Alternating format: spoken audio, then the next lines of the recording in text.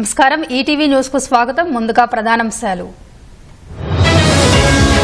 ఛత్తీస్గఢ్ లో భారీ ఎన్కౌంటర్లు 30 మంది మావోయిస్టులు హతం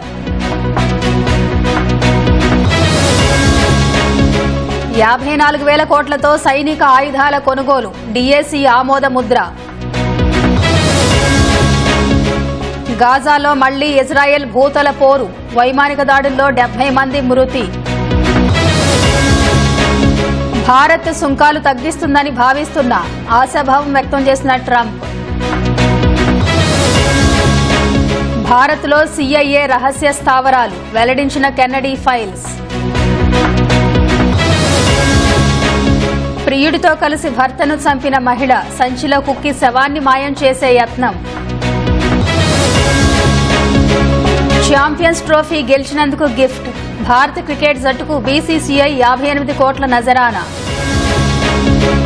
విడాకులు తీసుకున్న చాహల్ ధనశ్రీ 4,75,00,000 రూపాయల భరణం